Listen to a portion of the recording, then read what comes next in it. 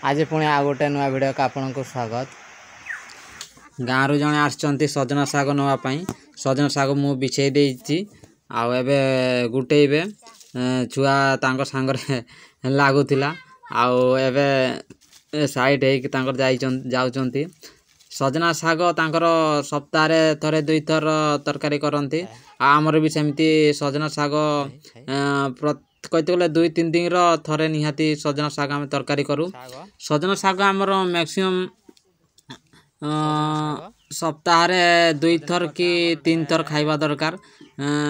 सजना साग केवल दिन रे ही तरकारी करी खिया जाए, रात रे सजना साग खाइबा कथा नहीं। सजना जेकोसी साग रात रे तरकारी करिया कथा नहीं कहीं सजना साग जे माने सजना साग बा जेकोसी साग रात रे आम जेतु खाइकी सोई जाऊचे साग जेतिकी साग ठीक रे हजम हुएनी से दिन रे केवल साग तरकारी करा जाए।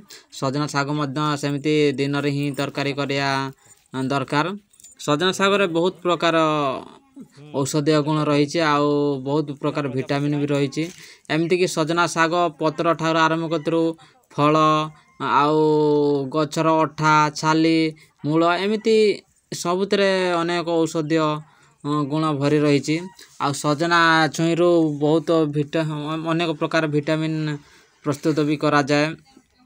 सजना साग को किए केमिति कोबटे ना देइचंती इंग्लिश या को मोरिंगा ओलिफेरा भी कहती आउ मूंगा सजना आउ सजना एमिति अनेक ना रही। आउ सजना गछरे बहुत प्रकार भी गुण रही जमीती बात आउ कफ को से प्रबल मात्रा कमा आउ पित्त को से बढ़ाए। तेणुक बात आउ कफ रोग मैक्सिमम सजना गछर पत्र छाली आउ आमर छुई काम दे था। मेनली आमर विटामिन एठी विभिन्न प्रकार विटामिन रही जमीती विटामिन ए जमती आखि रोग को भल करता है और दृष्टि शक्ति बढ़ाए। सजना सागर अनेक औषधीय गुण थिबारु विभिन्न रोग रे याको व्यवहार करा जाए। जमीती आमर रही स्नायुविक दुर्बलता बा शिर रोग आम जेटा जो कहूचे सजना गछ को बा सजना गछर छाली को शिर रोग भल हाँ शिर रोग भल हाँपाई औषध प्रस्तुत करा जाए। आ हाई ब्लड प्रेशर जमीती आम कहूचे उच्च रक्तचाप यही रोग भी सजना गछर पत्र को व्यवहार करा जाए। आमर कान पचारे भी सजना गछर पत्र आउ छाली को व्यवहार करा जाए। आम बातरे मध्य व्यवहार करा जाए। अग्निमाद्य सजना गछर पत्र को व्यवहार करा जाए। विभिन्न आखि रोग तो मुझे कहली आखि रोग सजना गछर पत्र आखि रोग को भल करता है आउ दृष्टि शक्ति को बढ़ाता है। आउ सजना गछर विभिन्न प्रकार विटामिन थिबा कारण जेकोसी शिर रोग बा जेकोसी आमर पैरालिस भली रोग को भल कर दिए। ता सहित आमर जो हार्ट माने हृत्पिंड रोग हृत्पिंड जदि कौन सी रोग भी होइतिबो ए सजना गछर पत्र बहुत काम रे आसी था। एमिति रोग रे पड़ला परे जड़े दुर्बलता जो अनुभव करे सजना गछर साग बा छुई ताको जो तरकारी करी खिया जाए ताको दिया जाए से ऑटोमेटिक धीरे धीरे तार दुर्बलता हटिकी ता देह सुस्थ सबल आउ टिके ताको ताजा लागिबो। एमिति बहुत प्रकार रोग को भल करता है। आमर जो मूत्राशय रे जमी जाए पत्थर एका ऐसे पत्थर को मूत्राशय जमीते पत्थर को से गुंड करिकी परिसा देकी बाहर कर देवा काम भी सजना गछ करिता है। एमिति बहुत प्रकार रोग रे सजना गछर पत्र रस आउ छाली छुई एमिति अनेक काम रे आसी था।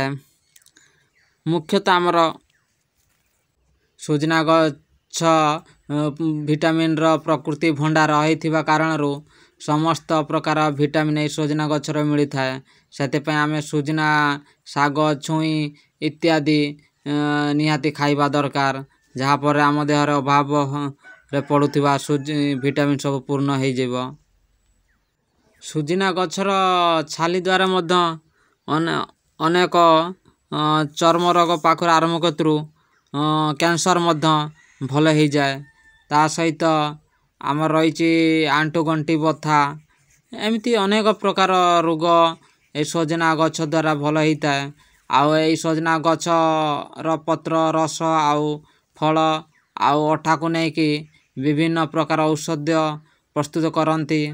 ଆଉ ସେଇ ଔଷଧ ଏବେ ମୋରିଙ୍ଗା ଟାବଲେଟ୍ କି ଏମିତି ବିଭିନ୍ନ ଟାବଲେଟ୍ ଆକାରରେ ବି ସବୁ ବଜାରରେ ମିଳୁଛି। ଅଧିକାଂଶ ଲୋକ ସଜନା ଶାଗ ଯେହେତୁ ଖାଇତେ ପାଉନାହାନ୍ତି, ସେମାନେ ଡାକ୍ତର ସେମାନଙ୍କୁ ମୋରିଙ୍ଗା ଟାବଲେଟ୍ କି ଏମିତି ମୋରିଙ୍ଗା ମେଡ଼ିସିନ୍ ସବୁ ଲେଖିଦିଅନ୍ତି ପ୍ରେସ୍କ୍ରିପ୍ସନ୍ରେ। କିନ୍ତୁ ଆମ ଗାଁ ସାହି ପଡ଼ିଶାରେ ଯେହେତୁ ସଜନା ଶାଗର ଅଭାବ ନାହିଁ, ସେଥିପାଇଁ ଆମେ ସଜନା ଶାଗ ପ୍ରତ୍ୟେକ ସପ୍ତାହରେ ଥରେ 2 ଥର ନିହାତି ଖାଇବା ଦରକାର। ସଜନା ଗଛ ବିଭିନ୍ନ ଔଷଧୀୟରେ କାମ ଲାଗିବା ସହିତ ବିଭିନ୍ନ ଖାଦ୍ୟ, ଭିଟାମିନ୍ ଏବଂ ମିନେରାଲ୍ ସବୁ ଭରି ହେଇକି ରହିଥାଏ। ସେଥିପାଇଁ ଛୋଟ ପିଲାମାନଙ୍କୁ ସଜନା ଶାଗ ତରକାରୀ କରିକି ନିହାତି ଦେବା ଦରକାର, ଯାହାଫଳରେ ସେମାନଙ୍କର ସ୍ନାୟୁବିକ ଦୁର୍ବଳତା ଦୂର ହେବା ସହିତ ବିଭିନ୍ନ ଭିଟାମିନ୍ ଏବଂ ପୁଷ୍ଟିସାର ମଧ୍ୟ ଅଭାବ ପୂର୍ଣ୍ଣ ହେଇଯାଏ। ଗର୍ଭବତୀ ମହିଳାମାନେ ସଜନା ଶାଗ ଖାଇପାରିବେ, କିନ୍ତୁ ସଜନା ଛାଲି ବେଶୀ ବ୍ୟବହାର କରିବା ଉଚିତ ନୁହେଁ। କାହିଁକିନା ସଜନା ଛାଲି ବେଶୀ ବ୍ୟବହାର କଲେ ଗର୍ଭପାତ ବି କରାଇଥାଏ। ସେଥିପାଇଁ ସତର୍କ ରହିବା ଦରକାର।